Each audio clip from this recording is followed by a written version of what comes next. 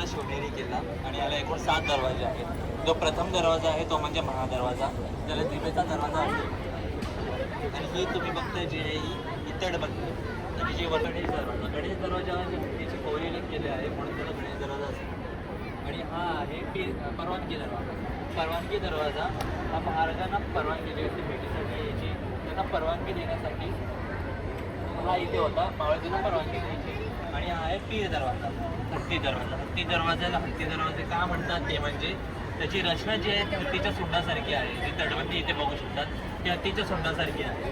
आणि त्यातले जे मावळे होते त्यांची रचना जी आहे ती शत्रूंना कळायची नाही. आणि तेथून आहे पाण्याच्या टाका जे पावसाळ्यात बाहेरच्या आणि पूर्ण गडाला पुरवल्या जायच्या. तेथून 2 शिड्या आहेत. एक जाते ती मेणा दरवाजाला आणि दुसरी जाते शिवाई दरवाजाला. शिवाई दरवाजा हा शिवाई माता मंदिर याच्यामुळे त्याचं नाव शिवाई दरवाजा असे ठेवण्यात आले. आणि शिवाई माता मंदिर हे या गडाच्या अगोदरपासून तेथे आहे. आणि जेव्हा जिजामाता गर्भवती होत्या तेव्हा तेथे यायच्या आणि पुत्र कारण तो चंद्राच्या आकाराचा म्हणजे आपला हा मून असतो ना त्या आकाराचा आहे म्हणून त्याला चंद्र तलाव म्हणतात. नंतर या गडाला प्रमुख 3 दरवाजे आहेत. तो आहे अळू दरवाजा जो तोरणा किल्ल्यावर येण्यासाठीची वाट आहे. त्यानंतर तो पाली दरवाजा जो पाली गावातून येतो आणि हा गुंजवणे दरवाजा जो गुंजवणे गावातून जातो. त्याच्यानंतर तो हा महादरवाजा जो बाले किल्ल्याला लागून आहे. असं म्हटलं जातं की प्रतापगडाच्या पायथ्याशी जेव्हा अफजल खानाचा वध झाला होता ना तेव्हा शिवाजी महाराजांची आई म्हणजे जिजाऊ माता इथे बाले किल्ल्यावर होत्या. मग तेव्हा शिवाजी महाराजांनी ना त्यांच्या आईसाठी राजांचा गड राजगड.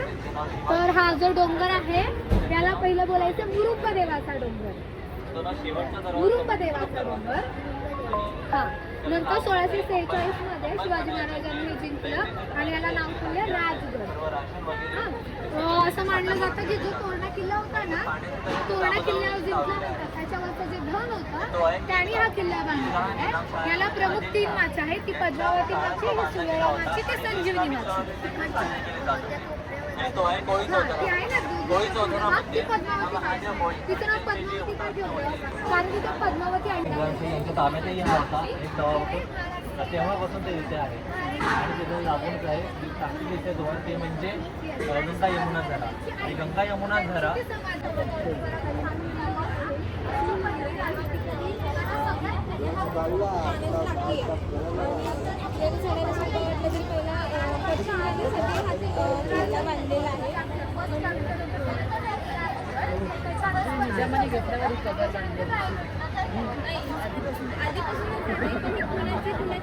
अजून काही माहित नाहीये. हा गड 2000 वर्षापूर्वी राजांच्या काळातच बांधलेली आहे. नाही त्याच्या आधीपासून ते कोणाचे ते अजून माहित नाही. कधी बांधली कोणाची आहे त्याची काही माहिती माहित नाही. नाही. ते अशीच आहे.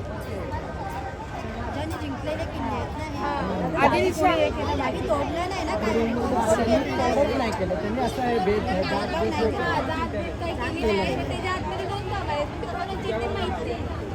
जेव्हा आदिलशहाकडे हा गड होता ना तेव्हा महाराजांनी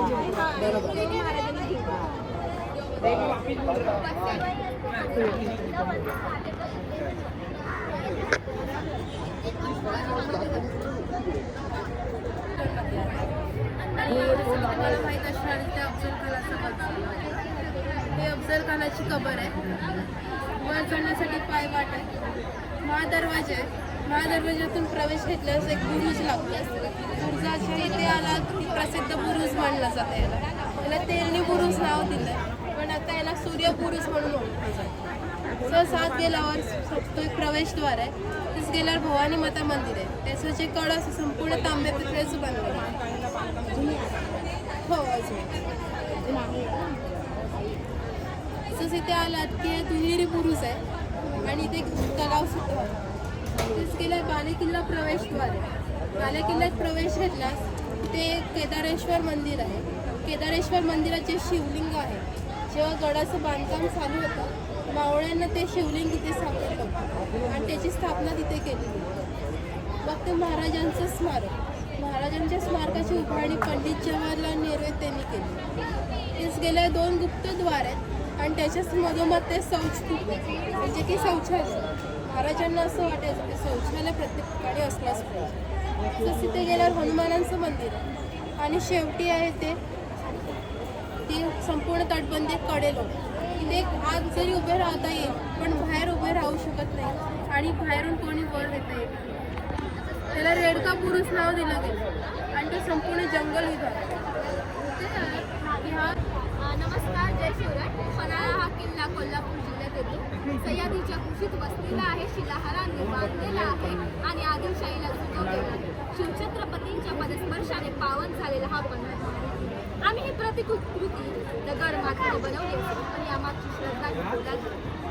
पन्हाळा किल्ल्याला 2 प्रवेशद्वार आहेत. सर्वप्रथम आहे 3 दरवाजा आणि दुसरा आहे 4 दरवाजा. सध्याच्या स्थितीमध्ये 4 दरवाजा उद्ध्वस्त आहेत. ही आहे अंबरखाना. अंबरखानामध्ये गंगा, यमुना, सरस्वती अशी 3 कोठारे आहेत आणि धान्याचा सर्वात मोठा साठा याच कोठाऱ्यात. राजजिंडी मार्ग. जेव्हा या गडाला सिद्धी जोहरचा बेडा पडलेला तेव्हा त्यात विसरण्यासाठी छत्रपती शिवाजी महाराजांनी अवलंब केलेला मार्ग म्हणजे राजजिंडी. तालराणी यांचा महाल हा पहिला होता. सध्या तिथे एक शाळा बसलेली आहे. सज्जा कोटी जिथे छत्रपती संभाजी महाराज आणि छत्रपती शिवाजी महाराजांची अखेरची भेट झाली आणि छत्रपती संभाजी महाराजांचा जास्तीत जास्त कालावधी नजर करेल याच कोटी.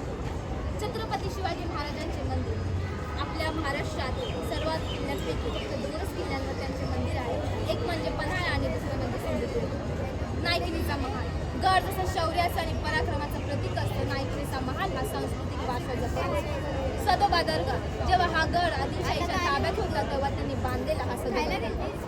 पराशर गुहा. पराशर नामक ऋषीमुळे जेव्हा वर्षानुवर्ष तिथे तपश्चर्या करत होता म्हणून त्यास पराशर गुहा म्हणतात. अंधार बावडी. अंधार बावडीचं एक आपलं वेगळंच वैशिष्ट्य आहे. त्याच्यामध्ये असलेली एक खोल विहीर जेणेकरून शत्रू जेव्हा या गडावर येईल तेव्हा तो त्या पाण्याला दूषित नाही. पुसाकी बुरुज. पुसाकी बुरुज गडावरील सर्वात हुशार.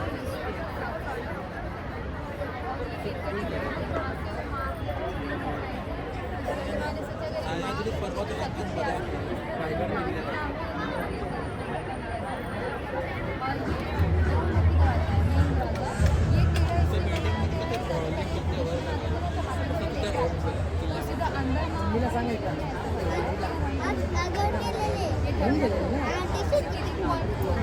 परत एकदा आणि परत बघ.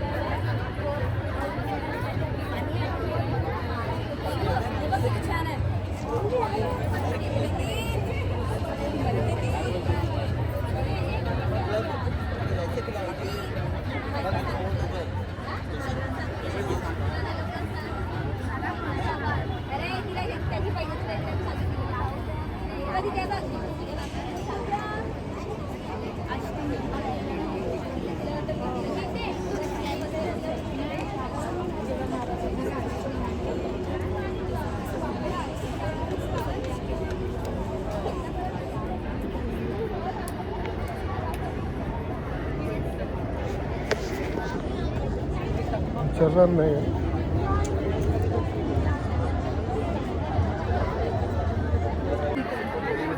चोर दरवाजा का तर लोकांनी समजा शत्रूंनी हमला केला तर आपले राजे आपले मावळे ते वाटेने समुद्रामध्ये खाली येऊ शकतात. त्याच्या मागे आपला आहे खोल खड्डा. तो खोल खड्डा एवढा खोल आहे की एकदा माणूस त्याच्या आतमध्ये पडला तर तो बाहेर येऊ शकत नाही.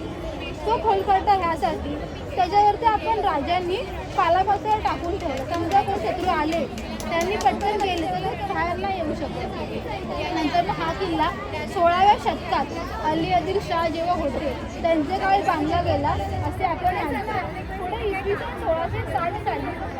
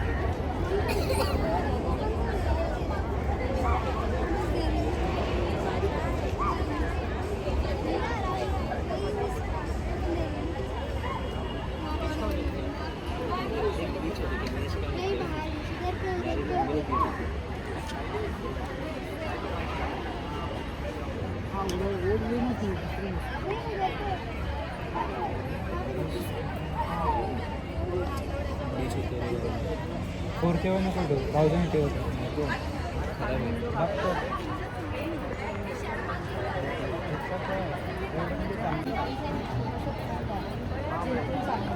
इथून हा थळ गावापासून सुमारे 3 किलोमीटर अंतरावरती हा किल्ला आहे अरबी समुद्रात. तिथून पुढे गेल्यावरती तुम्हाला इथे इलेक्ट्रिक बोट इथपर्यंतच होती 2 बोटी चेंज करायला लागतात. तिथून इलेक्ट्रिक बोट तुम्हाला इथपर्यंत थोड्यात मोठे असल्या कारणामुळे मोठ्या बोटी तिथे पास होतात. मग छोट्या बोटीने तुम्ही आतमध्ये आल्यावरती आज काय खरं तर खाली आम्ही 6 दिवसामध्ये वरती खाली तिथून आतमध्ये आल्यावरती या गाड्याला 19 बुरुज आम्ही 1919 बुरुज इथे दाखवलेले आहेत. त्या बुरुजावरती पहिलं मंदिर आहे विठोबाचं मंदिर. या गाड्याला एकूण 4 मंदिर आहेत. त्याचं पहिलं मंदिर ते आहे. पुढे आलं ते तुम्हाला स्वराज्याचा ध्वज दिसेल आणि त्याच्याच खाली तोफा ठेवलेले आहेत जे तुम्ही खऱ्यामधली इमेज ती बघा तिथे तुम्ही बघू शकता. तिथून पुढे आल्यावरती ह्या गाड्याला एकूण 6 विहिरी आहेत. त्यातल्या 2 गोड्या पाण्याच्या विहिरी आहेत, 2 खराब आहेत आणि 2 सुकल्या आहेत. त्यातली पहिली विहिरी आहे. सोलार पॅनल आहे, हेलिपॅड आहे जे आता तिथे बनलं. लहानपणाचा खूप प्रश्न होता की कधी झालं. ते खरं तर आता तिथे बांधलेलं आहे.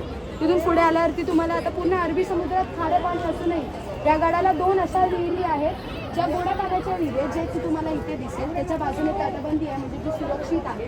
तिथून बाहेर आल्यावरती या गाड्याचं दुसरं मंदिर दिसेल जे आहे हनुमानाचं मंदिर जे डोंगराच्या पायथ्याशी आहे.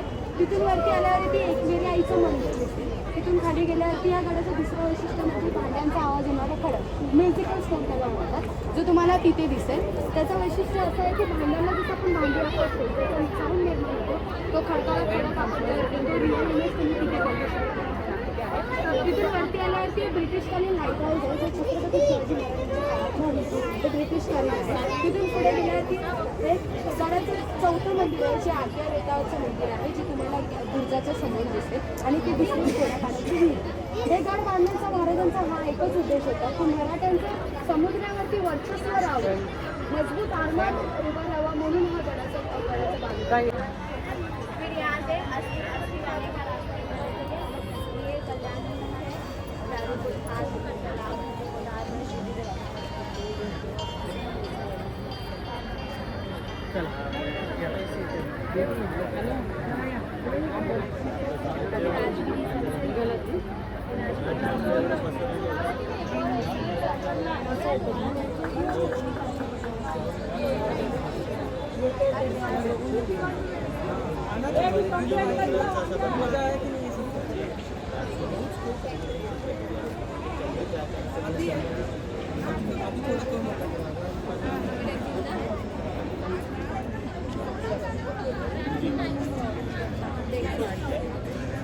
कल्याण महाल हाथी तलाव उधर उधर एक मंदिर है. ये पूरा पत्थर वाला पहाड़ जमीन सबसे मजबूत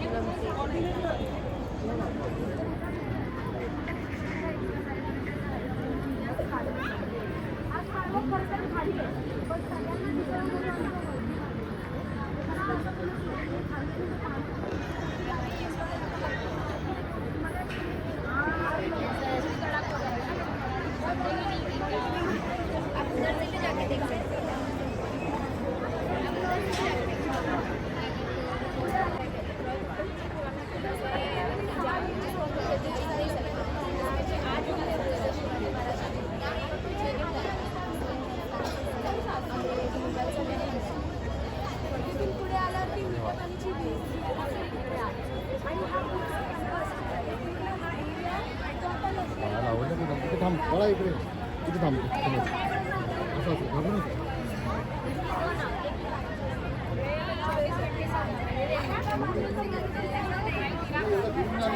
घाबरू नको ना तुम्ही काही घाबरतो नाही.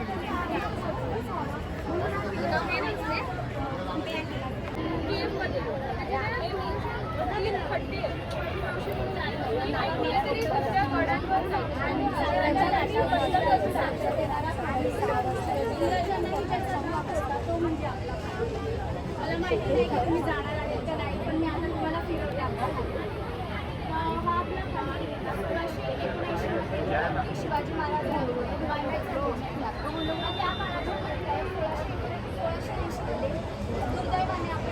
कृष्णागिरी, चंद्रगिरी आणि राजगिरी.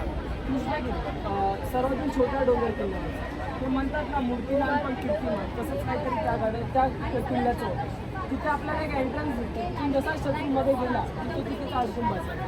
आणि ती माहिती राजगिरी आणि चंद्रगिरीला दिली होती. आपल्या सैन्य त्याच्यासाठी प्रिपेअर राहायचं आहे. आणि जर का आपण किल्ल्याचा मेन प्रवेशद्वार शोधू तर तो किल्ल्याच्या मधोमध बघायला मिळतो. तिथून जसं आपण किल्ल्याच्या मध्ये एंट्री केली की आपल्याला बघायला मिळतं कल्याण महाल. जसं बॅनरच्या मधल्या फोटोमध्ये तुम्ही बघू शकता की ते महाल 7 मजली त्यावेळेस बांधले गेले.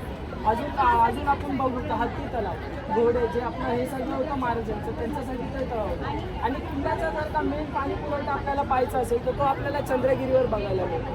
चंद्रगिरीवर आपल्याला 2 तलाव बघायला मिळतात. राजगिरी हा सर्वात उंच डोंगर त्या गडावरचा. तिथून पूर्ण किल्ल्यावर पहारा दिला जायचा आणि पूर्ण किल्ल्यावर नजर ठेवण्यात यायची. आपल्याला जर का राजगिरीला यायचं असेल तर आपल्याला पूर्ण किल्ला प्रवेशद्वाराच्या पूर्ण किल्ला फिरून आपल्याला मग राजगिरीवर एंट्री केली.